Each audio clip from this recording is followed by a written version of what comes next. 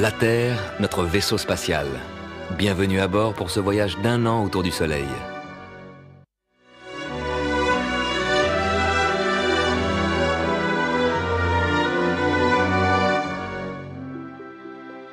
Nous sommes ici. Nous avons passé l'équinoxe d'automne, le début de l'automne. La Terre est passée sur la ligne équinoxe le 23 septembre, à 2 heures du matin. Comme le périple de la Terre autour du Soleil ne dure pas 365 jours, mais 365 jours et un quart de jour, l'année prochaine, la Terre arrivera à la ligne de l'automne un quart de jour plus tard, 6 heures plus tard, à 8 heures. Début de l'automne, à 8 heures du 23 septembre. La troisième année, encore 6 heures plus tard, à 14 heures, toujours le 23 septembre.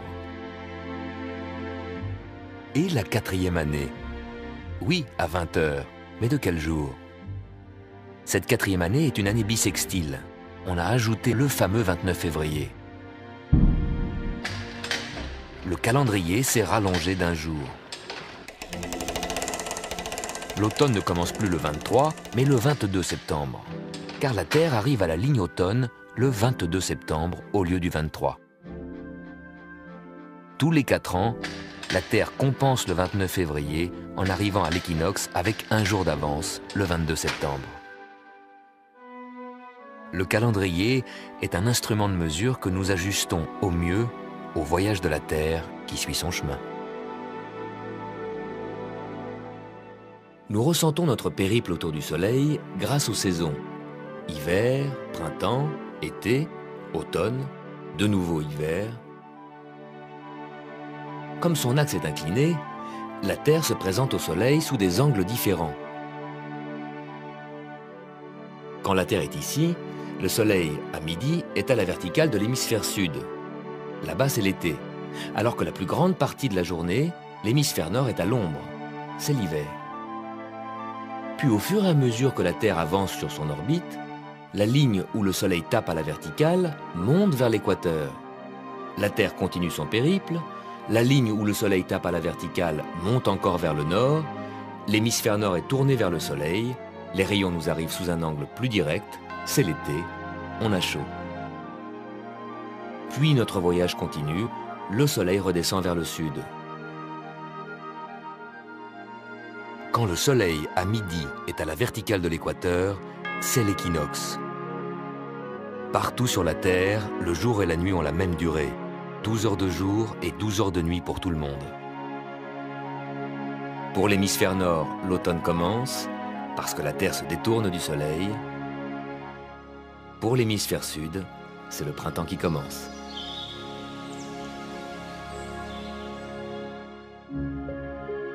Quand le Soleil est en face de l'équateur, c'est la période des grandes marées équinoxiales. D'une manière générale, et durant toute l'année, ce n'est pas à l'équateur qu'il y a les plus fortes marées, mais autour du 45e parallèle, là où la plupart d'entre vous, passagers du vaisseau spatial Terre, habitent. Pourquoi? L'ampleur des marées dépend aussi de la rotation de la Terre et des forces centrifuges qui agissent dans la direction de l'équateur, car c'est là que la Terre tourne le plus vite et que les forces centrifuges sont les plus grandes. Mais leur effet est peu perceptible, car à l'équateur, pour provoquer les grandes marées, ces forces centrifuges devraient soulever les masses d'eau. Trop lourd. Au pôle Nord, à son axe de rotation, la Terre tourne si lentement qu'on pourrait marcher aussi vite que la Terre tourne. Les forces centrifuges sont quasiment nulles. Il n'y a pas de marée. À mi-chemin entre le pôle et l'équateur, la Terre tourne à 1000 km/h. Ici, les forces centrifuges font glisser les masses d'eau vers l'équateur, dans la direction même où se trouvent le Soleil et la Lune, ce qui renforce l'effet de marée. C'est donc ici, autour de 45 degrés, que les forces centrifuges favorisent le plus les marées. Les forces d'attraction de la Lune attirent l'eau des océans. Un bourrelet d'eau se forme là où la Lune passe. De l'autre côté de la Terre, les forces centrifuges provoquent un deuxième bourrelet. Ces deux marées hautes, qui font chaque jour le tour de la Terre, restent orientées vers la Lune, qui met 28 jours pour faire le tour de la Terre. La Terre tourne beaucoup plus vite, elle fait un tour complet tous les jours. Elle tourne rapidement sous les bourrelets d'eau. Au bord de la mer, quand nous voyons que la marée monte, ce n'est pas le bourrelet d'eau qui arrive, c'est la Terre qui nous amène à l'endroit où ce bourrelet, orienté vers la Lune, nous attend. Cela provoque des frictions énormes. La Terre entraîne dans sa rotation la masse gigantesque de cette montagne d'eau, mais l'eau résiste et se heurte à l'obstacle insurmontable des continents. C'est là que se produisent les plus fortes marées. La Terre essaye d'entraîner le bourrelet, mais la Lune ne lâche pas prise. Comme la Lune est en retrait par rapport au bourrelet, elle freine le déplacement de l'eau et de ce fait freine la rotation de la Terre. C'est un ralentissement minime. Les journées se rallongent d'1 seconde tous les 1000 ans. Ce qui veut dire tout de même que les dinosaures ne vivaient pas des journées de 24 heures, mais de 22 heures seulement. Finalement, est-ce la nouvelle Lune ou la pleine Lune qui déclenche les grandes marées? Ça dépend de la distance Terre-Lune. La Lune a une orbite excentrique. Parfois, elle est loin de la Terre, parfois, elle est proche. Admettons qu'en mars, la Lune est au plus proche de la Terre et qu'en plus, c'est la nouvelle Lune. La grande marée a lieu le jour de la nouvelle Lune. En avril, un petit décalage d'1 jour. Au mois de mai, décalage de 3 jours. La nouvelle Lune est toujours plus proche de la Terre que la pleine Lune. La grande marée a lieu 2 jours après la nouvelle Lune. Juin, attention, nouvelle Lune et pleine Lune sont à égale distance de la Terre. La balance oscille. Et en juillet, ça y est, la pleine Lune est plus proche de la Terre. La grande marée est donc à la veille de la pleine Lune. Jusqu'au printemps, la pleine Lune va rester plus proche de la Terre. Les grandes marées auront lieu juste avant ou après la pleine Lune. Au printemps prochain, attention, nouveau tiraillement, emporté cette fois par la nouvelle Lune, qui de nouveau pendant 7 mois déclenchera les grandes marées. L'orbite de la Lune tourne lentement autour de la Terre dans un cycle d'environ 14 mois. Rien à voir avec le cycle solaire de 12 mois. L'ordre de l'univers est un foisonnement de nombreux désordres.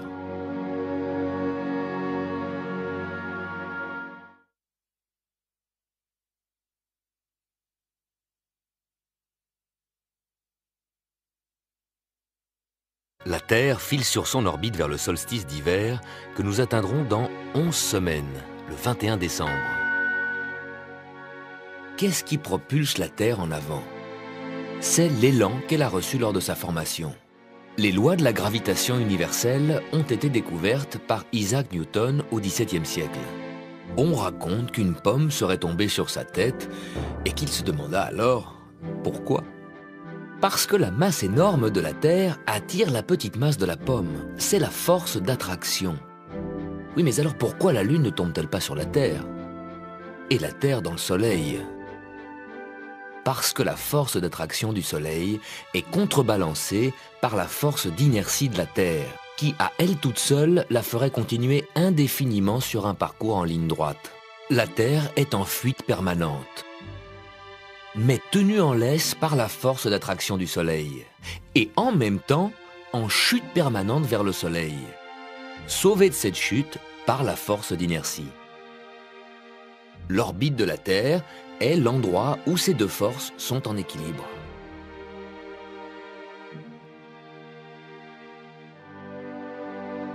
C'est la masse du Soleil qui retient la Terre sur son orbite. Même chose pour la Lune. La masse de la Terre retient la Lune sur son orbite.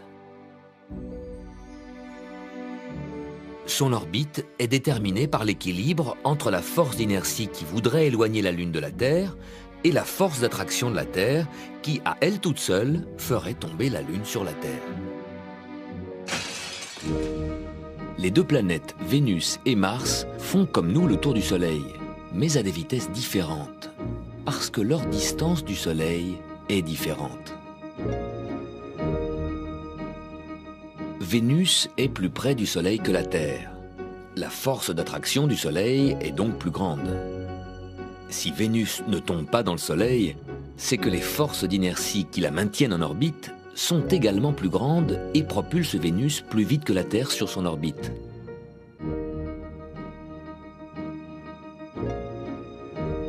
Mars est plus loin du Soleil. En plus, Mars est plus petit et sa masse fait 1/10 seulement de celle de la Terre. Les forces d'attraction et d'inertie sont plus faibles. Mars va moins vite sur son orbite et met 2 ans pour faire le tour du Soleil, le double de la Terre. Ainsi, la Terre et les planètes ont chacune leur orbite en équilibre entre la force d'attraction du Soleil et la force d'inertie, qu'on appelle aussi force centrifuge. C'est l'interaction de ces deux forces qui nous maintient tous sur orbite. Mais cet équilibre n'est pas stable, comme l'orbite synchrone d'un satellite météo qui tourne autour de la Terre à la même vitesse que la Terre tourne autour de son axe pour en photographier toujours la même partie. Les lunes du système solaire ne sont pas aussi synchrones avec leurs planètes. Notre Lune tourne beaucoup plus lentement autour de la Terre. La Lune s'éloigne de la Terre très légèrement, 3 cm chaque année. Un jour, au bout de quelques milliards d'années, elle va peut-être s'échapper.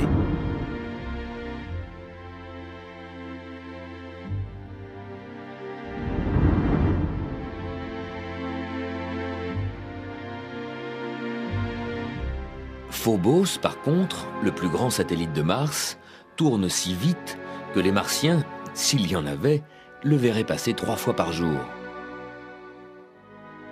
Les satellites qui tournent plus vite que leur planète vont s'en rapprocher et encore s'accélérer, comme le caillou qu'on fait tourner au bout d'une ficelle et qui s'accélère quand la ficelle se raccourcit.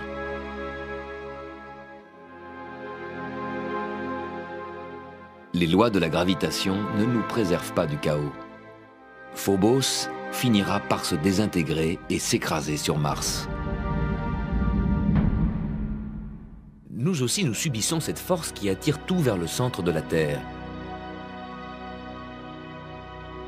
Notre vie est un effort incessant pour surmonter la force d'attraction de la Terre quand nous voulons nous éloigner de son centre.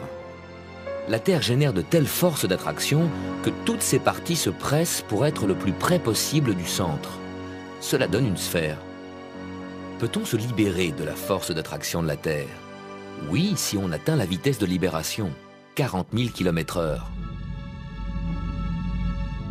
Pour obtenir une telle vitesse et compenser la force d'attraction de la Terre, les astronautes ont besoin de fusées très puissantes. La Lune est beaucoup moins massive. Elle a une force d'attraction faible.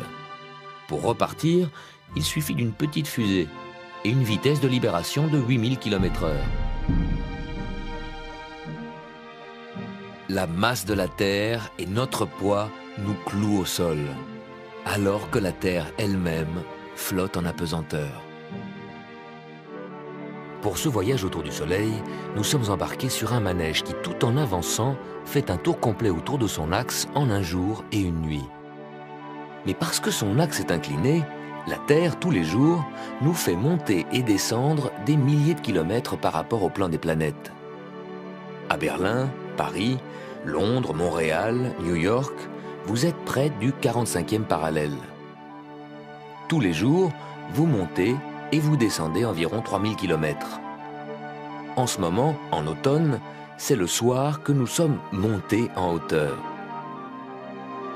Ce parcours en montagne russe modifie notre vue sur le ciel.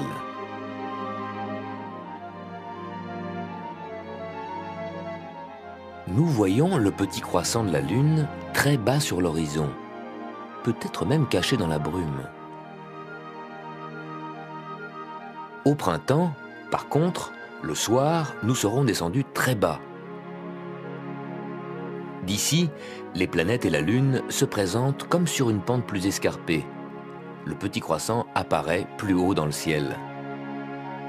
Au printemps, nous avons donc de meilleures chances de l'apercevoir. Mais ce soir, et tous les soirs d'automne, vous prenez l'ascenseur pour voir le monde d'en haut.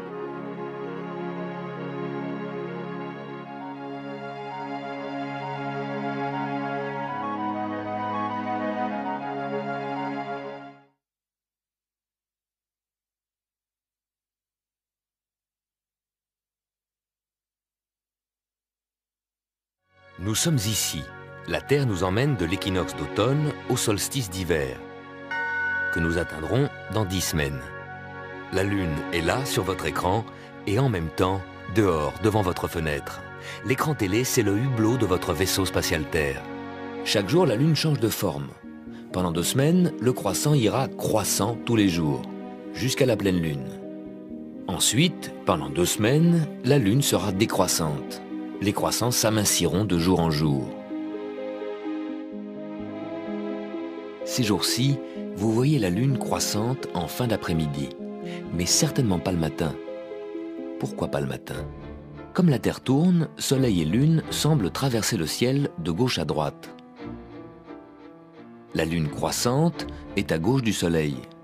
Le croissant est la partie de la Lune éclairée par le Soleil, donc toujours dirigée vers le Soleil. Le matin, quand le Soleil se lève, la Lune, en bas à gauche, est encore sous l'horizon, on ne la voit pas. Elle se lève après le Soleil, à gauche du Soleil.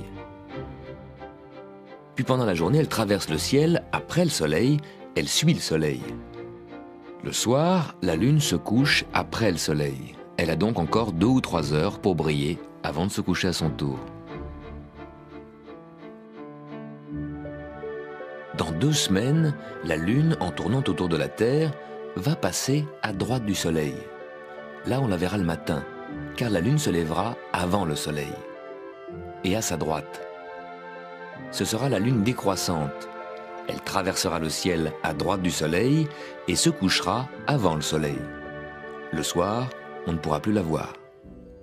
On voit la Lune décroissante le matin parce qu'elle est à droite du Soleil avant le Soleil. On voit la Lune croissante le soir, comme cette semaine, parce qu'elle est à gauche du Soleil, après le Soleil. Mais comment savoir, au premier coup d'œil, si la Lune est croissante ou décroissante? En pensant au dicton « menteur comme la Lune ». La demi-lune croissante inscrit dans le ciel un D majuscule comme décroissant. Menteur comme la Lune. Quand la Lune forme la lettre C comme croissant, elle est décroissante. Menteur comme la Lune. Quand la Lune est à gauche du Soleil, elle fait un D. Quand elle est à droite du Soleil, elle fait un C. Près de l'équateur, le croissant est couché à l'horizontale, comme un bateau dans le ciel, car le croissant est toujours dirigé vers le Soleil, puisque c'est le Soleil qui l'éclaire. À l'équateur, le Soleil se couche perpendiculairement à l'horizon, le croissant de la Lune est dirigé vers le bas. À l'équateur, la Lune ne ment pas, elle nous mène en bateau. La Lune dans sa face croissante, visible le soir, est éclairée par le Soleil qui vient de se coucher à droite derrière l'horizon. Allons vers le sud.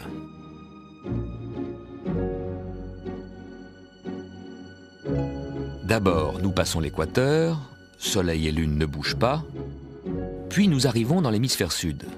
Soleil et Lune n'ont rien changé à leur position. Mais attention, celui qui les regarde aurait la tête en bas. Remettons-le à l'endroit. Voilà. La Lune est à droite, le croissant est inversé, il forme un C, comme croissant. Ici, dans le sud, la Lune n'est plus menteuse, et le Soleil s'est couché à gauche, pas à droite. Dans l'hémisphère sud, le Soleil se lève à l'est, comme chez nous, mais à midi, il n'est pas au sud, il est au nord. Puis il se couche à l'ouest, comme chez nous, mais il traverse le ciel de droite à gauche, en sens inverse. La Lune et les étoiles également. Quand la Lune passe plein sud, elle est parfois assez basse sur l'horizon, un peu comme le Soleil en hiver. Mais quelques jours plus tard, la Lune se trouvera visiblement plus haute dans le ciel. Et une semaine plus tard, encore plus haute. C'est la Lune montante, qu'il ne faut pas confondre avec la Lune croissante. Et la Lune descendante n'a rien à voir avec la Lune décroissante. La Lune, en tournant autour de la Terre, monte et descend dans le ciel. Pourquoi? À cause de l'axe incliné de la Terre, elle monte et descend en un mois. Regardons la Lune devant les constellations du zodiaque. La Lune, devant la constellation du Sagittaire, est basse sur l'horizon, comme le Soleil est bas en décembre.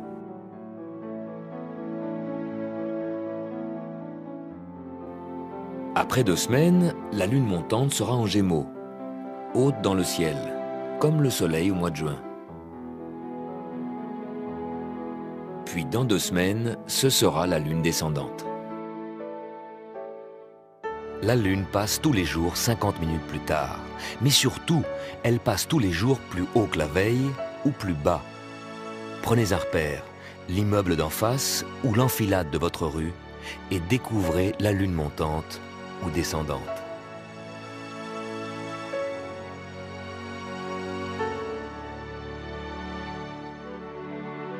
La Lune fait le tour de la Terre, mais en combien de jours? Ça dépend si on compte du point de vue de la Lune ou de la Terre.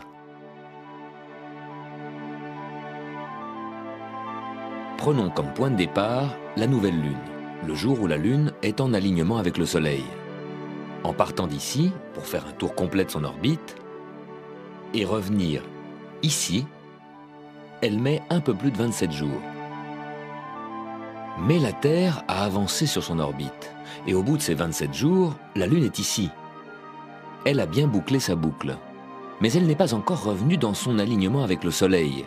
Ce n'est pas encore la nouvelle Lune.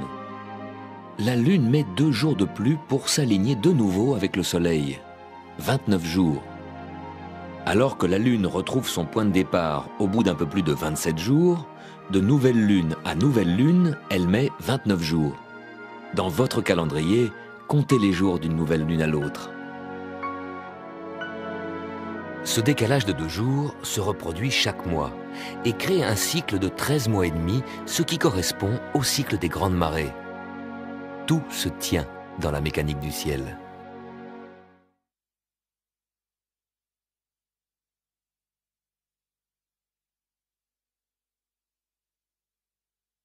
Nous sommes ici.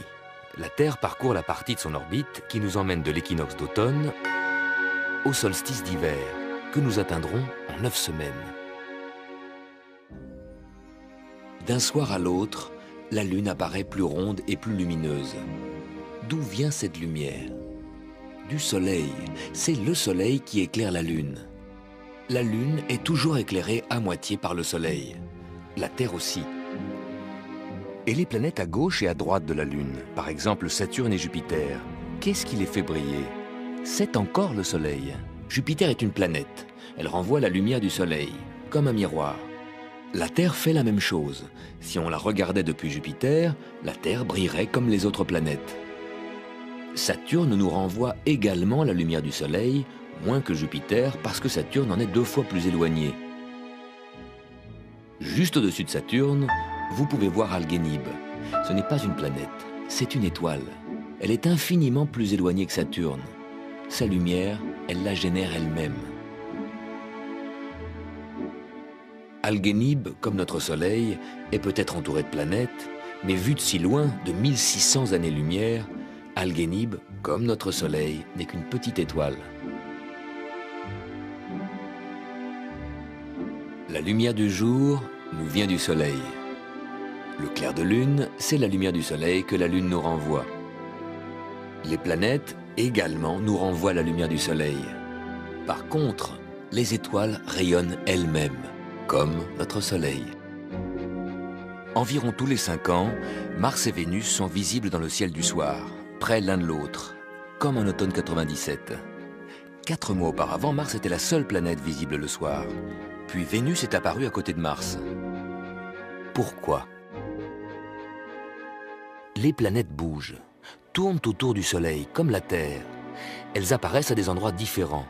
Elles vagabondent à travers le ciel. C'est ce qui leur a valu leur nom de planète.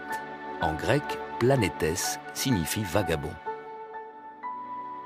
Si vous achetez une carte du ciel, vous y trouverez toutes les étoiles, leur nom, leur position, mais aucune des planètes. Les planètes sont sans domicile fixe. Vu de la Terre, Vénus et Mars semblent se rapprocher. Mais en réalité, ils ne se rapprochent pas du tout.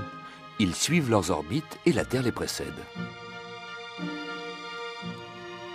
2 semaines plus tard, Vénus et Mars apparaissent alignés, en conjonction. Ensuite, Vénus parcourt ce virage. La Terre progresse sur son orbite et Mars plus lentement sur la sienne. 2 mois plus tard, ça nous donne cette nouvelle conjonction. Après, Vénus va passer devant le Soleil, elle va donc disparaître pour quelques semaines, alors que Mars, avec sa lenteur, va rester visible dans le ciel du soir. Elles le méritent bien leur nom de vagabondes, les planètes.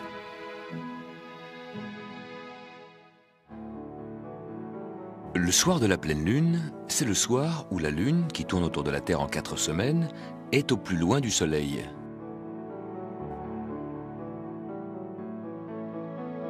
Elle est en face du Soleil.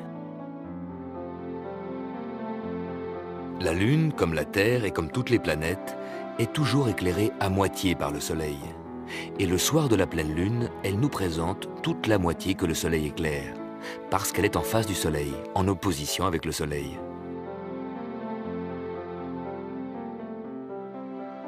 Chaque mois, la Lune s'aligne avec la planète Saturne. Bien entendu, la Lune est toute proche de la Terre. Saturne est 3000 fois plus lointaine. Mais le soir de leur conjonction, vue de la Terre, ces 2 astres se trouvent dans la même direction. Terre et Lune se glissent entre le Soleil et Saturne pour que la Lune soit alignée avec Saturne. Dans les 4 semaines suivantes, la Lune va faire un tour complet autour de la Terre et reviendra s'aligner avec Saturne. Exceptionnellement, cet alignement peut être si précis que la Lune passe exactement devant Saturne et pendant 1 heure, le cache. Nous vous montrerons cette occultation de Saturne par la Lune.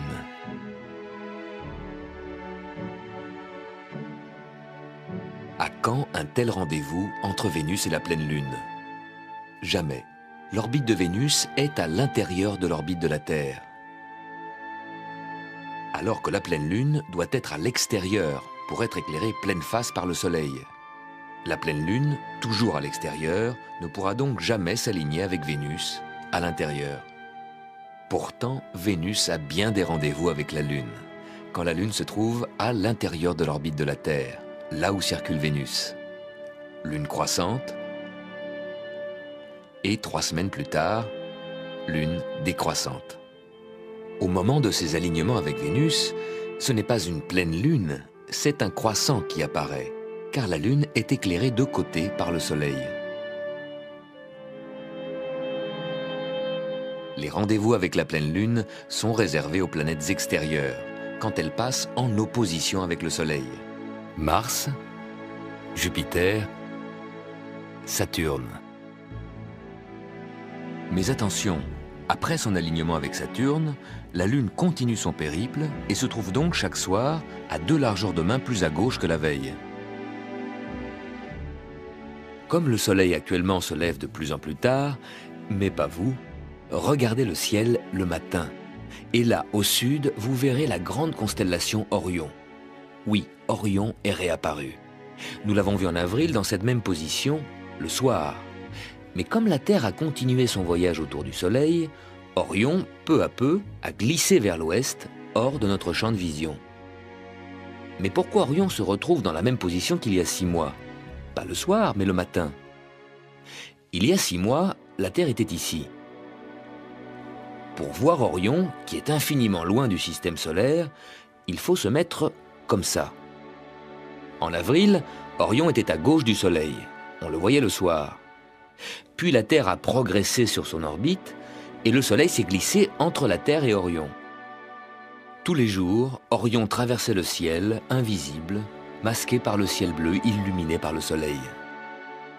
La Terre a encore progressé et depuis septembre, Orion devient peu à peu visible à droite du Soleil.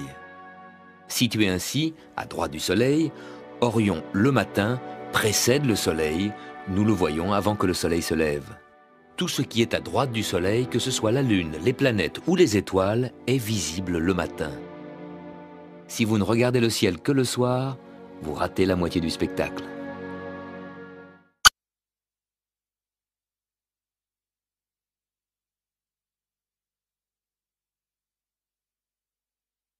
Nous sommes ici.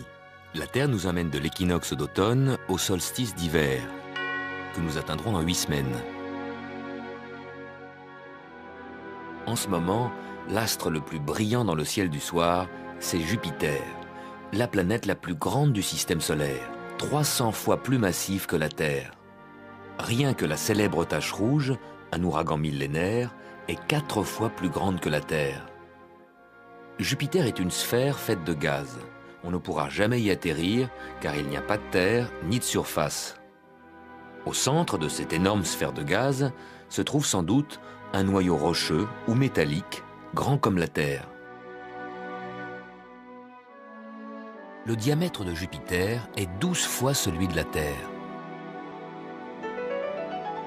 Sa masse est 300 fois plus grande que la Terre. Les forces d'attraction empêchent les 4 lunes galiléennes de tourner sur elles-mêmes. Elles sont liées à Jupiter et lui présentent toujours le même côté. Une de ces lunes, Io, est tellement tiraillée entre la force gravitationnelle de Jupiter et des autres satellites qu'elle se déforme, ce qui est peut-être la cause mystérieuse de son réchauffement et de ses éruptions volcaniques. Par sa masse et ses forces d'attraction, Jupiter a fait le vide autour de lui. Jupiter a accaparé toute la matière interstellaire de son environnement, empêchant toute autre planète de se former dans sa proximité. Jupiter n'a qu'un voisin, Saturne. Voisin lointain, il se tient à une distance de 700 millions de kilomètres. Côté Soleil, pas de planète voisine, mais seulement la ceinture des astéroïdes, en bas, à droite. Bravo aux astronomes de l'Antiquité, qui ont deviné l'importance de cette planète et lui ont donné le nom de Jupiter, ce qui signifie « Père et Maître des dieux ». Galilée, au début du XVIIe siècle, a découvert les 4 satellites de Jupiter, les lunes galiléennes, visibles avec des jumelles, et qui tournent tellement vite autour de la planète qu'elles changent de position tous les soirs. Mais Jupiter est entouré de 16 satellites. C'est un petit système solaire en soi, comme les 9 planètes qui tournent autour du Soleil. En plus des planètes, le Soleil est entouré par la ceinture des astéroïdes. 2 anneaux, invisibles depuis la Terre, entourent Jupiter. Ce mini-système solaire est vraiment mini-mini, c'est un millième de la masse du Soleil. Par contre, à l'échelle des planètes, Jupiter, à lui tout seul, pèse le double de toutes les autres planètes, y compris la Terre. Son influence s'étend loin dans le système solaire. À 800 millions de kilomètres, sur l'orbite de Jupiter, 2 groupes d'astéroïdes, les Troyens, précèdent et suivent Jupiter comme une escorte lointaine du père des planètes. Le Soleil et Jupiter se sont formés en même temps il y a 4,5 milliards d'années, au centre d'une même nébuleuse, en attirant et en accaparant de la matière. En attirant de plus en plus de matière, le Soleil est devenu tellement massif que les pressions intérieures provoquent des réactions nucléaires permanentes, d'où son rayonnement.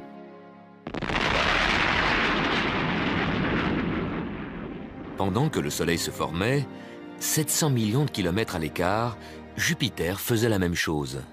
Mais le résultat ne fut pas le même. Seulement une grande planète, avec des anneaux et des satellites.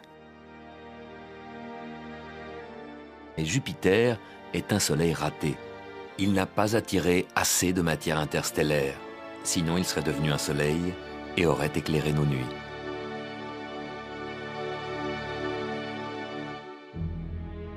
Les planètes qui tournent autour du Soleil forment 2 clans très différents. Près du Soleil, les 4 planètes solides, Mercure, Vénus, la Terre et Mars. Loin du Soleil, les planètes gazeuses, Jupiter, Saturne, Uranus et Neptune. C'est l'éloignement du Soleil qui a déterminé le destin des planètes. Près du Soleil, il faisait chaud, les gaz se sont évaporés. Mercure n'a plus d'atmosphère, la Terre n'a conservé qu'une très mince couche de gaz, l'air que nous respirons. Loin du Soleil, les gaz, l'hydrogène et l'hélium, se sont maintenus pour former des planètes géantes comme Jupiter. Près du Soleil, les forces d'attraction sont plus grandes. Le Soleil freine la rotation des planètes proches, Mercure et Vénus. Loin du Soleil, Jupiter et Saturne tournent 2 fois plus vite que la Terre. Près du Soleil, la Terre n'a qu'une seule lune. Mercure et Vénus n'en ont aucune. Loin du Soleil, Jupiter et Saturne ont une multitude de satellites et des anneaux.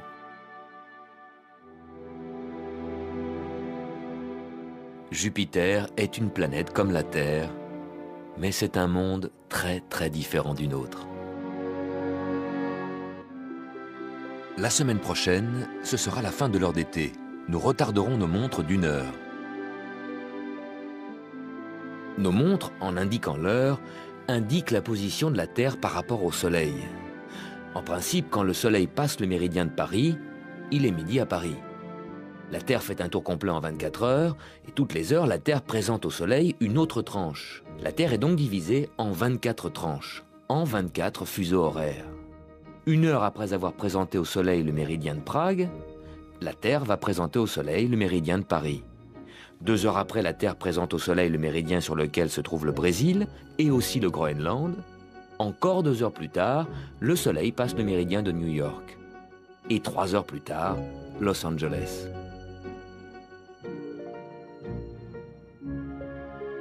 Sous le régime de l'heure d'été, ces fuseaux horaires sont décalés vers l'est. Pendant l'été, les Anglais vivent à l'heure de Prague, les Français et les Allemands à l'heure d'Istanbul. Dans quelques jours, en remettant nos horloges à l'heure, nous ramenons les fuseaux horaires vers leur vraie position, là où l'heure locale correspond plus ou moins à la position de la Terre par rapport au Soleil. Les cadrans solaires, incorruptibles, n'ont jamais dévié de l'heure que le Soleil indique.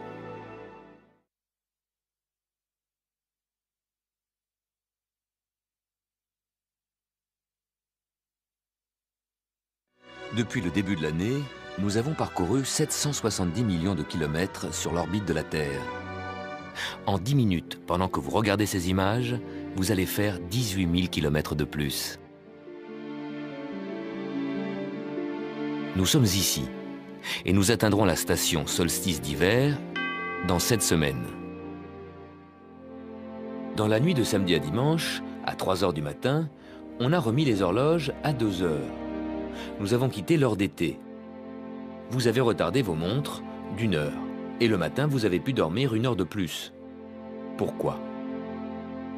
Sous le régime de l'heure d'été, on nous dit « Levez-vous, il est 8 heures », bien que le Soleil soit encore dans sa position de 7 heures.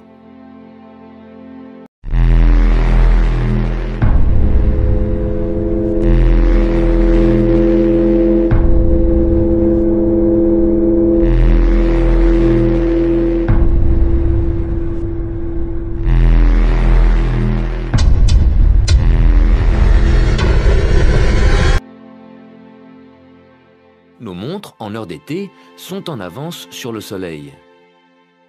L'heure d'été, c'est comme si on nous avait déménagé 1000 km vers l'est. Ainsi, à Paris, on se retrouve dans le fuseau horaire d'Istanbul. En été, on change l'heure artificiellement pour économiser de l'énergie, en éteignant les lumières plus tôt. Les soirs d'été, on nous dit officiellement « Il est 22 heures, allez vous coucher ». Alors que la Terre, par rapport au Soleil, est encore dans sa position de 21 heures. Maintenant, le dernier week-end d'octobre, nous voici reconnectés avec la vraie rotation de la Terre. Nous revenons dans notre vrai fuseau horaire. Et nos montres indiquent de nouveau presque l'heure réelle. Pourquoi presque? Chaque minute, la Terre présente au Soleil un autre méridien. Chaque ville a une heure locale différente. Durant toute l'histoire de l'humanité, cela n'a gêné personne jusqu'au moment où les gens ont commencé à s'envoyer des télégrammes et à se parler au téléphone d'un pays à l'autre. Là, il fallait se mettre d'accord sur l'heure qu'il était. La Terre fait un tour complet en 24 heures. En 1 heure, elle tourne de 15 degrés. On divisait donc la Terre en 24 fuseaux horaires de 15 degrés. C'est l'angle que le Soleil semble parcourir en 1 heure. Tous les endroits du même fuseau marchent à la même heure. Mais on ne s'est pas contenté de ces fuseaux de 15 degrés. Pour faciliter les communications, certains pays ont instauré une large zone d'heure artificielle qui déborde sur plusieurs fuseaux. L'heure de Prague est la même pour Madrid, Paris et Varsovie, alors que ces villes sont situées dans 3 fuseaux horaires différents.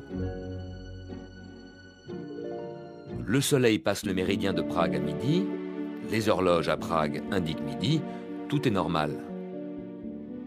Mais le soleil met presque 1 heure pour arriver à la verticale de Paris.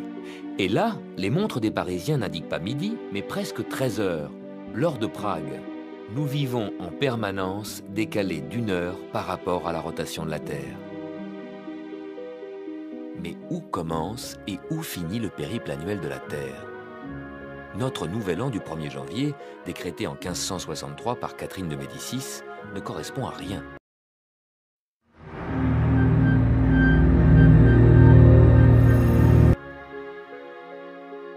Le 21 juin, le jour du solstice d'été, aurait fait un beau nouvel an. D'ailleurs, le monument préhistorique de Stonehenge, en Angleterre, marque le lever du soleil au solstice d'été. Un autre nouvel an très pratique aurait été l'équinoxe de printemps. C'est le point zéro, le point vernal, que les astronomes utilisent pour tous leurs calculs. Mais les papes et les rois étaient toujours plus forts que les scientifiques. Notre 1er janvier est donc un compromis entre une fête païenne, le solstice d'hiver du 21 décembre, la date de naissance de Jésus-Christ, un 24 décembre, et le premier jour d'un mois du calendrier romain. Comme le calendrier romain ne commençait pas en janvier, mais en mars, les mois se retrouvent avec une fausse numérotation. Notre septembre, comme 7, n'est plus le 7e mois, mais le 9e. Novembre, comme 9, n'est plus le 9e mois, mais le 11e. Et décembre, comme 10, n'est plus le 10e mois, mais le 12e. Tout ça n'a pas fait dévier la Terre de son orbite. Ce voyage ne se déroule pas toujours à la même vitesse, car la Terre, quand elle est près du Soleil, avance un peu plus vite, et quand elle est éloignée du Soleil, un peu plus lentement. Ce week-end, le retard de la Terre par rapport au Soleil atteint son maximum, et ce retard, vous pouvez le voir. Prenez des repères chez vous. Notez où le Soleil se couche, sur l'immeuble en face ou sur l'horizon. Le jour du solstice d'hiver, le Soleil se couche ici. Le jour du solstice d'été, ici.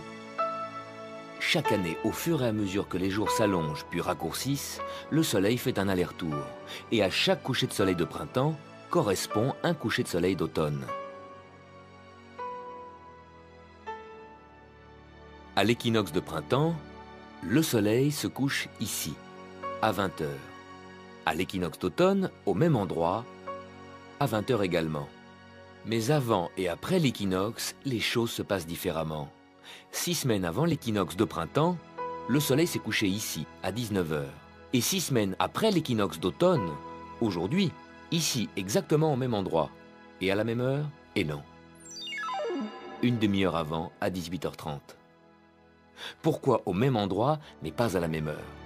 Parce qu'en automne, la Terre a pris du retard. Le Soleil est donc en avance. Le Soleil se couche au même endroit qu'au printemps, mais une demi-heure plus tôt, en avance. En automne 97, tous les soirs, Vénus et Mars apparaissaient de plus en plus rapprochés, jusqu'à ce qu'ils soient alignés l'un avec l'autre. Comment les 3 planètes, Vénus, la Terre et Mars, sont arrivées à cet alignement? 2 mois auparavant, la Terre était ici, Vénus ici, et Mars là. Puis la Terre et les 2 planètes ont progressé sur leur orbite. On voit bien que l'angle entre Vénus et Mars diminue. Et là, début novembre 97, ça y est, ils sont en alignement, en conjonction. Quand les 3 planètes continuent, Vénus, en prenant ce virage, se déporte de l'autre côté de Mars. Et 2 mois plus tard, on se retrouve dans une deuxième conjonction, Vénus-Mars. Et qu'est-ce qu'il y a là, en haut à gauche? Jupiter. Jupiter, planète lointaine, bouge très lentement.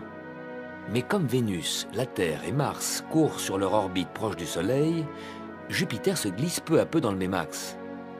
En réalité, ces planètes restent très éloignées les unes des autres. Ce n'est que de notre point de vue qu'elles paraissent proches.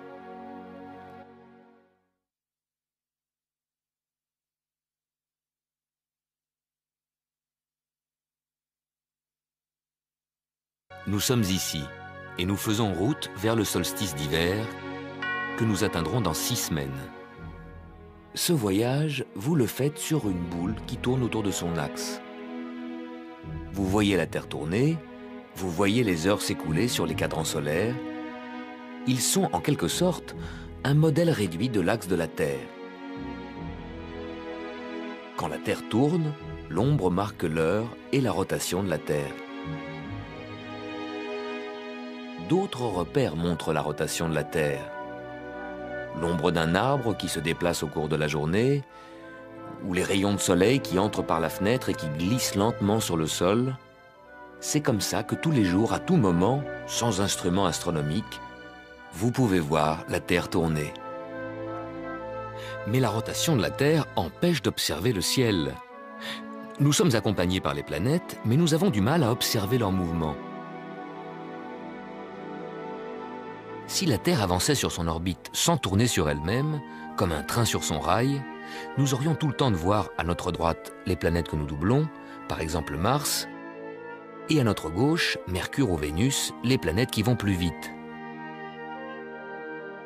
Mais la Terre est un énorme manège qui, en avançant, tourne autour de son axe. Tout semble tourner car notre champ de vision tourne avec la Terre, et nous voyons le Soleil traverser le ciel. Mais ce n'est que l'effet de la rotation de la Terre. Et la nuit, la rotation de la Terre fait défiler devant vous lune, planètes, étoiles, et vous empêche de distinguer les vrais mouvements des astres. À cause de la rotation de la Terre, nous voyons le ciel comme un pilote qui essaierait d'atterrir sur la piste alors que son avion est en vrille. Il faudrait stabiliser notre champ de vision. Par exemple, pour observer et comprendre le vrai mouvement de la Lune, il faut vous libérer des effets de la rotation de la Terre. En prenant des repères. À l'horizon, dans l'enfilade de votre rue ou sur l'immeuble en face de chez vous. Et là, regardez le passage de la Lune. La Lune qui traverse le ciel de gauche à droite, ce n'est pas le vrai mouvement de la Lune. C'est l'effet de la Terre qui tourne. Le vrai mouvement de la Lune, vous le verrez quand la Lune, demain soir, sera à 2 largeurs de main plus à gauche que la veille. Et le lendemain, encore plus à gauche. Ce décalage d'un soir à l'autre montre que la Lune tourne autour de la Terre. Et en 29 jours, après un tour complet, elle reviendra de nouveau sur votre repère de ce soir. C'est ça le vrai mouvement de la Lune.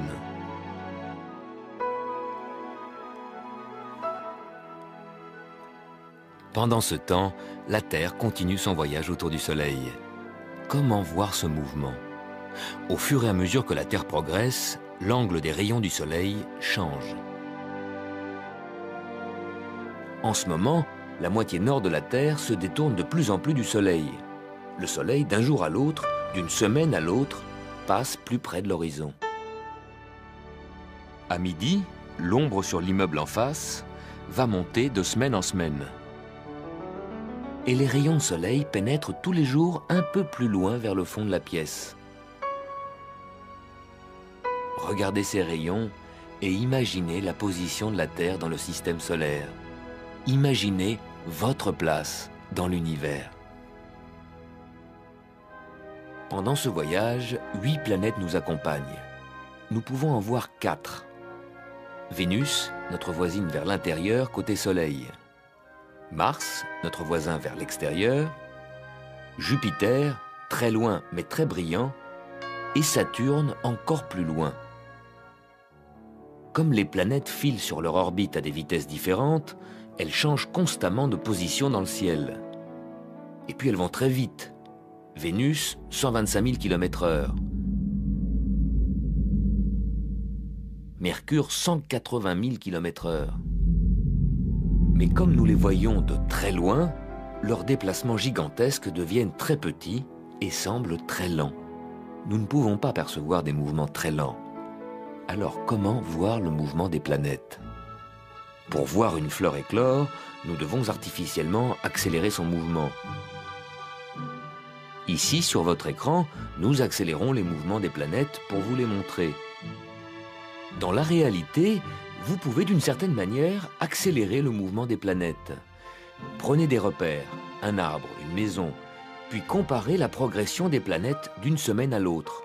Vénus, Mars et Jupiter. Vous verrez leur déplacement, vous pourrez imaginer leur orbite et voir le fonctionnement du système solaire. Un tour complet de la Terre autour du Soleil, c'est 360 degrés que la Terre parcourt en 365 jours, donc 1 degré par jour. D'une nuit à l'autre, les étoiles apparaissent 1 degré plus à droite. Mais chaque nuit, la rotation de la Terre fait basculer tout le ciel avec toutes les étoiles. Alors comment percevoir ce tout petit décalage quotidien de 1 degré? En prenant des repères. Des arbres à l'horizon, le toit d'un immeuble ou l'enfilade de la rue. Et un repère dans le temps. La même heure tous les soirs. Si vous regardez chaque soir à la même heure dans la même direction, vous verrez le décalage des étoiles. La Terre est dans la même position que la veille et vous n'êtes donc plus gêné par la rotation de la Terre. Libéré des effets de notre rotation, vous pourrez voir d'un soir à l'autre ou d'une semaine à l'autre la progression de la Terre sur son orbite. Elle se dessine dans ce tout petit décalage des étoiles chaque soir, une largeur de main chaque semaine.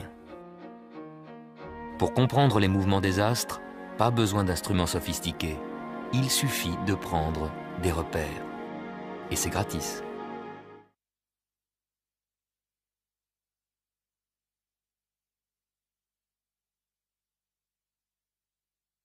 C'est un voyage réel.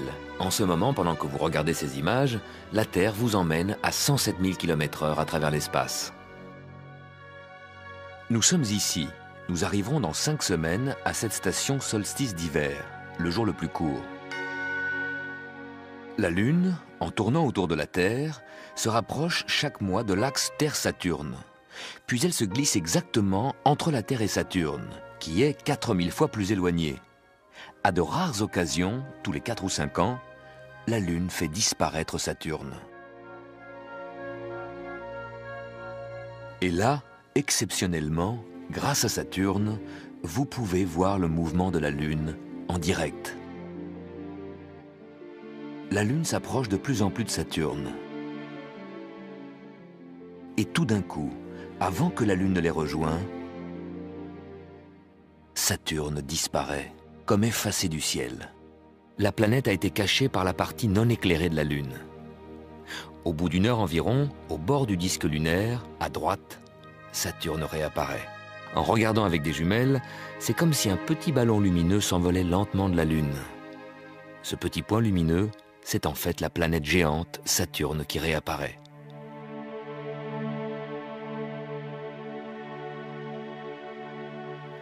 Grâce à Saturne, on a pu voir la Lune bouger.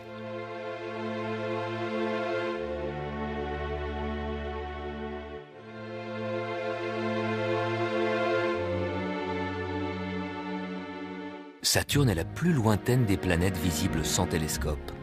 Elle est 10 fois plus éloignée du Soleil que la Terre. Saturne met 30 ans pour faire un tour complet du Soleil. Pendant votre vie, Saturne n'aura fait que 3 tours. Pendant 15 ans, nous voyons le dessus des anneaux de Saturne. Au moment où la Terre croise le plan des anneaux, on ne les voit plus. Puis pendant 15 ans, nous voyons le dessous. Lors du dernier croisement, en 1995, les anneaux ont disparu 3 fois de suite, ce qui montre bien le mouvement rapide de la Terre. Au printemps, la Terre s'est alignée peu à peu avec le plan des anneaux et l'a traversé. Les anneaux disparaissent. En été, la Terre avançant plus vite que Saturne, elle a traversé une 2e fois le plan des anneaux. Puis en hiver, les anneaux ont disparu une 3e fois. Cette fois, la Terre est passée côté sud des anneaux. Et nous les verrons par-dessous jusqu'au 9 avril 2009. D'où viennent les anneaux de Saturne, et ceux moins spectaculaires des autres planètes extérieures, Jupiter, Uranus et Neptune. Chaque astre, chaque planète, exerce une force d'attraction sur l'espace qui l'entoure. Autour de chaque planète, il existe une limite qu'aucun satellite, ni comète, ni astéroïde ne peut franchir sans être déformé, puis disloqué par les forces d'attraction de la planète. Autour de Saturne, la limite se trouve à 80 000 km, et les astéroïdes qui franchissent cette limite sont désintégrés. La force d'attraction de Saturne tire plus fort sur la partie proche de l'astéroïde que sur l'autre partie. Sous le tiraillement de ces forces différentes, l'astéroïde se disloque. Les débris se cognent les uns aux autres et après de multiples collisions, ces cailloux forment un disque dans le plan équatorial de la planète, un peu comme le plan dans lequel les planètes gravitent autour du Soleil. Si notre Lune quittait son orbite, c'est à 18 000 km qu'elle serait déchirée en morceaux par les forces d'attraction de la Terre. Les débris formeraient un anneau autour de notre équateur. Et en hiver, le Soleil se coucherait derrière un rideau de pierre de lune.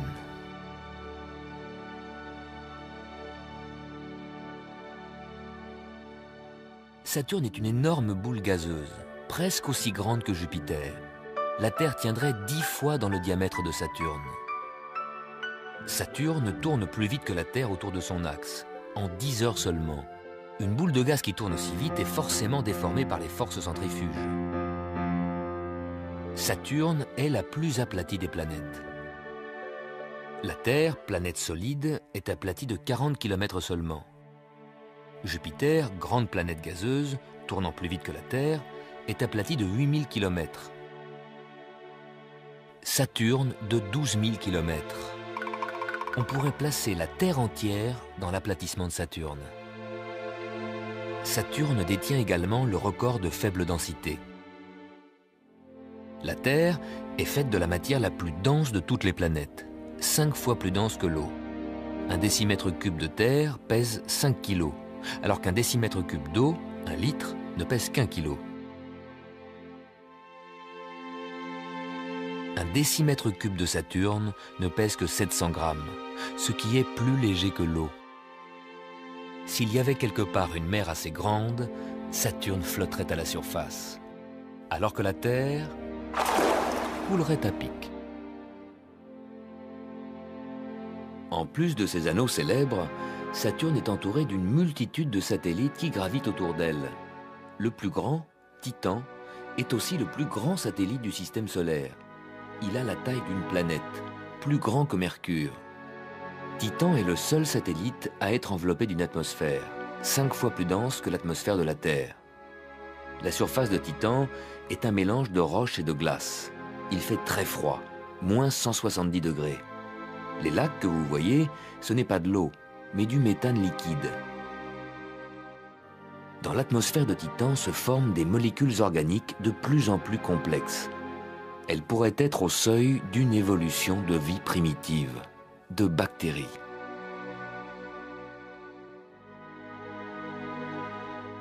Actuellement, la sonde Huygens est en route pour Titan. Elle arrivera dans le voisinage de Saturne en 2004 et sera parachutée sur Titan pour y analyser l'atmosphère. La vie pourrait-elle naître dans les glaces de Titan? Vous en saurez plus en l'an 2004.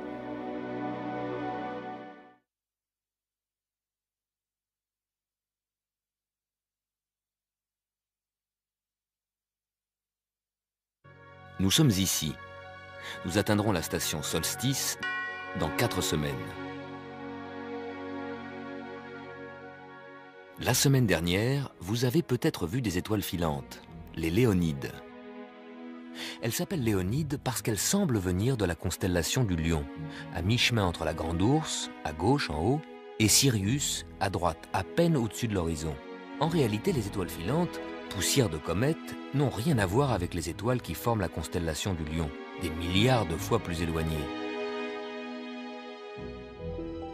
Les comètes laissent des débris que la Terre traverse. Ce sont les étoiles filantes. Tout près de nous, à une centaine de kilomètres d'altitude, ces minuscules poussières s'enflamment au contact de l'atmosphère de la Terre.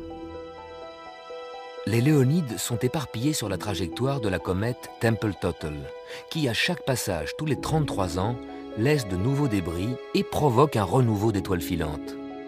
L'astronome italien Schiaparelli avait observé un passage en 1866 et prédit une pluie d'étoiles filantes pour la fois suivante. Mais il n'avait pas compté avec Jupiter, qui passa près de la trajectoire de la comète. Le champ gravitationnel de la planète géante dévia les particules loin de la Terre, pas d'étoiles filantes. Depuis, la comète Tempel-Tuttle est passée plusieurs fois. Elle a bien rechargé sa trajectoire de nouveaux débris, dont quelques-uns s'enflamment au contact de l'atmosphère de la Terre.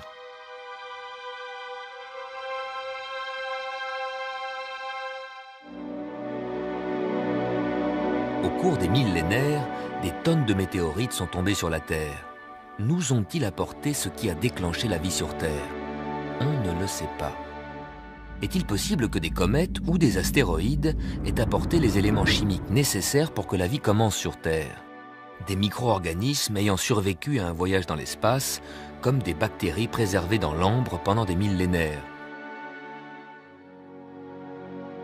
Mais il se peut également que la vie sur Terre s'éveille sans apport extérieur. Par exemple sous l'effet de coups d'éclair dans un marécage d'eau et de méthane.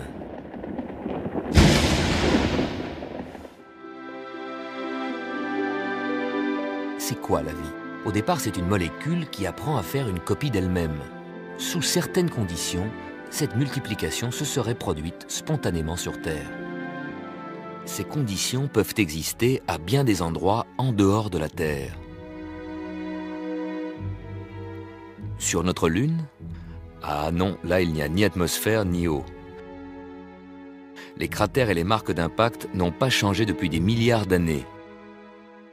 Les seules marques de vie sont les empreintes des astronautes qui ont marché sur la Lune il y a un quart de siècle et qui resteront, elles aussi, intactes pour des millénaires. Y aurait-il de la vie sur les autres planètes? Ou en dehors du système solaire? Sommes-nous seuls dans l'univers? Depuis des siècles, nous scrutons Mars. En 1976, la sonde Viking qui survole Mars transmet une photo stupéfiante. Dans le paysage martien, un visage humain nous regarde. Ce n'était bien entendu que l'ombre d'un monticule. Mais au-delà de la légende des petits hommes verts, les traces éventuelles de microbes martiens nous ont été révélées. Sur le sol aride de Mars, on distingue les traces d'anciennes rivières.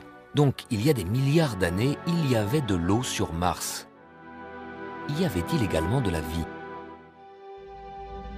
Il y a 16 millions d'années, un grand astéroïde serait tombé sur Mars, éjectant des fragments de sol dans l'espace. La masse de Mars n'étant qu'un dixième de celle de la Terre, il suffit de peu d'énergie pour mettre des cailloux sur orbite. Un de ces cailloux, devenu météorite, après avoir tourné longuement autour du Soleil, a finalement croisé l'orbite de la Terre et atterri dans l'Antarctique. Découvert et analysé, ce messager martien aurait fourni des preuves de vie primitive. Ceux qui en doutaient encore peuvent maintenant bâtir leur certitude sur ces traces infimes de caca de microbes. On a cherché aussi du côté de Jupiter. Les sondes spatiales ont survolé Europe, une des lunes de Jupiter. Sa surface est une croûte épaisse de glace qui couvre peut-être un océan. La présence d'eau fait penser qu'il pourrait y avoir de la vie. Mais quelle vie par moins 150 degrés? Au mieux, des bactéries comme celles qui vivent dans nos glaces polaires, mais certainement pas des extraterrestres qui partageraient notre engouement pour l'exploration spatiale.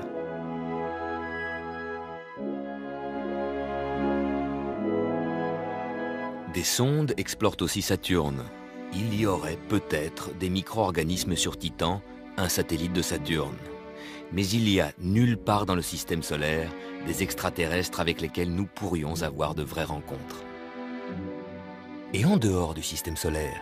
Probablement oui, mais où les trouver? Dans notre galaxie, parmi les milliards d'étoiles, il faudrait en trouver quelques-unes qui ressemblent à notre Soleil. Parmi ces étoiles, il faudrait trouver celles qui ont des planètes. Et parmi ces planètes, celles qui auraient une atmosphère et des conditions nécessaires à la vie. Il faudrait trouver des extraterrestres qui aient évolué exactement à la même vitesse que nous. S'ils sont moins évolués, ils ne peuvent pas communiquer. s'ils sont en avance sur nous, ils nous ont peut-être déjà découverts, mais nous ne les intéressons pas. Dans le temps qui s'écoule pour l'univers, notre civilisation actuelle n'est qu'un moment très bref. Pour communiquer avec les extraterrestres à l'autre bout de la galaxie, il faudrait que tous ces critères coïncident. Là, on pourrait se parler. Mais un tel enchaînement de coïncidences est peu probable. La rencontre avec des extraterrestres montre bien qu'il y a une grande différence entre ce qui est possible et ce qui est probable.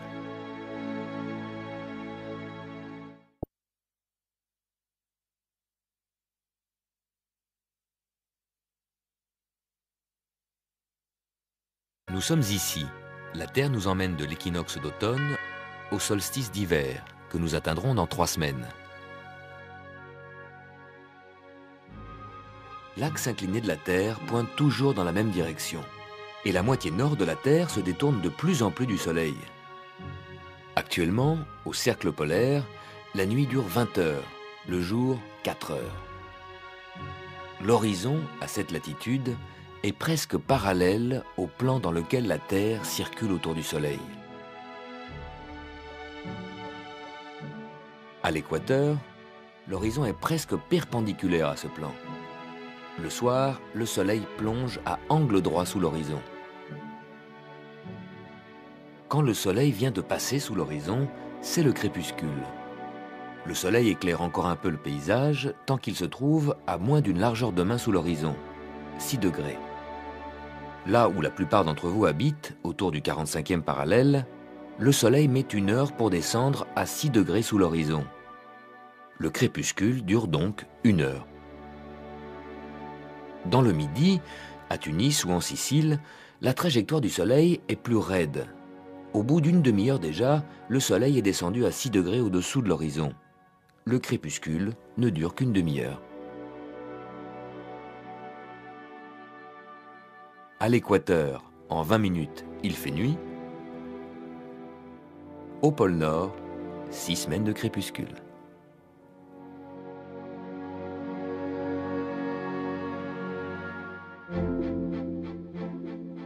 Vous pouvez voir la progression de la Terre sur son orbite en prenant les étoiles comme repère. Elles glissent d'un soir à l'autre 1 degré vers la droite. En 365 jours, 360 degrés. Un tour complet. C'est en fait la Terre qui circule autour du Soleil. Et nous voyons tous les soirs les mêmes étoiles un peu plus tôt. 4 minutes plus tôt. En un mois, ça fait 2 heures. Cette semaine, vers 22 heures, c'est la constellation Orion qui se lève à l'horizon. Les étoiles que vous voyez ce soir à 22 heures, vous les retrouverez dans un mois, en décembre, 2 heures plus tôt, à 20 heures. Et en janvier, vous verrez les étoiles exactement à la même place, encore 2 heures plus tôt, à 18 heures. En février, 2 heures plus tôt, à 16 heures. Et non, à 16 heures, il fera encore jour. Les étoiles seront bien là, mais invisibles, cachées par l'atmosphère que le Soleil illumine. Chaque mois, la Terre passe devant les mêmes étoiles 2 heures plus tôt. 2 heures pendant 12 mois, ça fait 24 heures, un jour complet. Donc dans un an, vous verrez les mêmes étoiles à la même position, à la même heure qu'aujourd'hui. Les anciens lisaient l'heure dans les étoiles. Pour vous aussi, l'univers des étoiles peut être une grande horloge. Si vous ne confondez pas étoiles et planètes. Quand la planète Vénus est visible en automne le soir à l'ouest,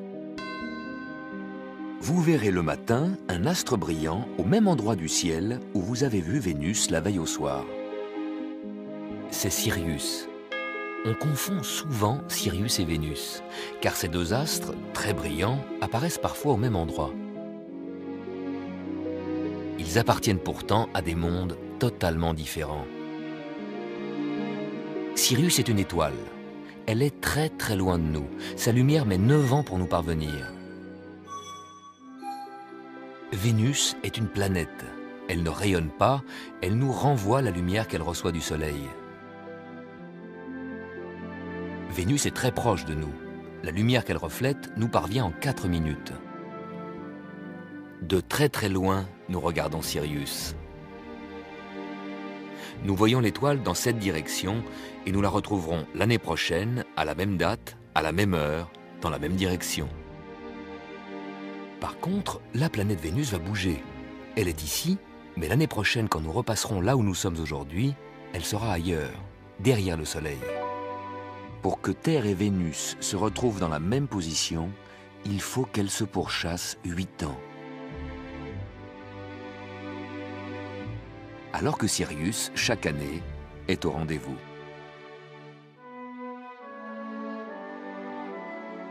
Est-ce qu'un jour, la planète Vénus va passer devant l'étoile Sirius? Jamais. Vénus, comme la Terre et toutes les planètes, circulent à peu près dans le même plan. Les groupes d'étoiles, les constellations, à l'arrière-fond de ce plan, forment le zodiaque. L'étoile Sirius fait partie de la constellation du Grand Chien, qui est plus bas dans le ciel que le zodiaque, en dessous des Gémeaux. Orion, à droite, est en dessous du Taureau. Vénus, au cours de son périple, passera donc successivement devant les constellations du zodiaque. Taureau, Gémeaux, Cancer, Lion et tous les autres, mais jamais près de Sirius. Ni près de la Grande Ourse, une constellation bien au-dessus du zodiaque. Comment se fait-il alors que nous voyons Vénus le soir, au même endroit, que Sirius le matin? C'est encore à cause de l'axe incliné de la Terre. Le soir, nous regardons comme ça. Nous voyons Vénus à côté de la constellation du Sagittaire. Le matin, nous regardons comme ça. Et nous voyons Sirius apparaître au même endroit dans le ciel. Vénus, à droite, en haut devant le zodiaque, ne rencontrera jamais Sirius, à gauche, en bas. Sur son orbite, Vénus est plus rapide que la Terre. Chaque fois qu'elle nous rattrape, tous les 20 mois environ, on devrait la voir passer entre nous et le Soleil. Mais l'orbite de Vénus est légèrement inclinée par rapport à l'orbite de la Terre. La plupart du temps, Vénus, vue de la Terre, passe donc un peu au-dessus ou en dessous du Soleil. Chaque année, début juin et début décembre, la Terre traverse le plan de l'orbite de Vénus.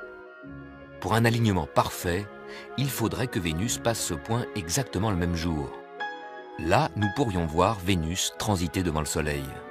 Un transit de Vénus, c'est donc très rare. Il faut attendre plus d'1 siècle.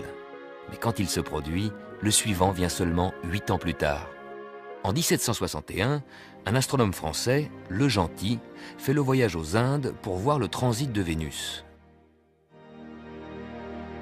Un petit point noir qui en quelques heures passe devant le Soleil. Mais Le Gentil arrive en retard. Frustré et tenace, Le Gentil reste aux Indes. Il sait que 8 ans plus tard, Vénus, encore une fois, passera devant le Soleil. Pour vous, ce sera en 2004, puis en 2012. L'occasion de voir de vos propres yeux l'ordre dans le désordre des orbites.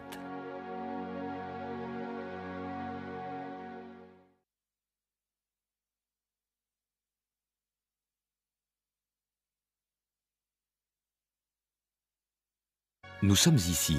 Nous atteindrons la station Solstice dans 2 semaines. Cette semaine, nous allons voir comment les astres sont liés entre eux. La petite planète Mercure est si proche du Soleil qu'on ne peut pas la voir sauf quand elle s'en dégage au maximum. Après le coucher du Soleil, Mercure a le temps pour briller. Mercure est la planète la plus proche du Soleil, celle qui file le plus vite sur son orbite. Un tour complet en 3 mois, 4 fois plus vite que la Terre.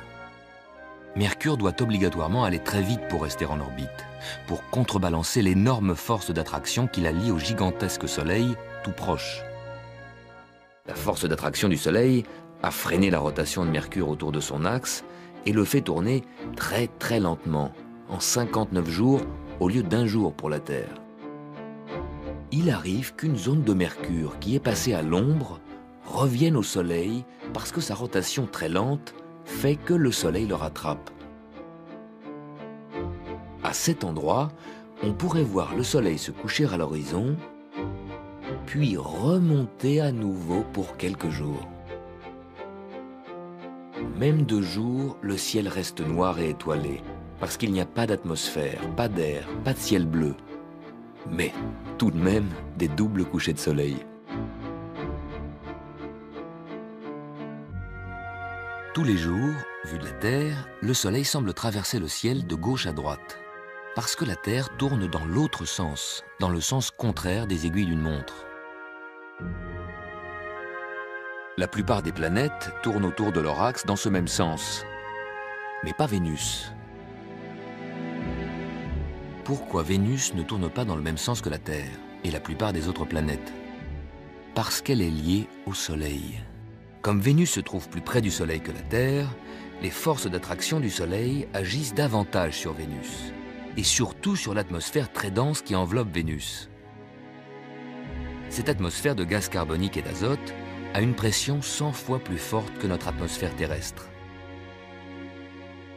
Des astronautes pourraient s'y poser sans parachute, à condition bien sûr d'être protégés contre la chaleur de 400 degrés. Les forces d'attraction du Soleil ont déformé cette dense atmosphère vénusienne. Au cours de milliards d'années, cette déformation aurait ralenti la rotation et déséquilibré la planète, au point de l'arrêter et la faire revenir lentement en sens inverse. Il se peut aussi que la planète, déséquilibrée, se soit renversée, ce qui expliquerait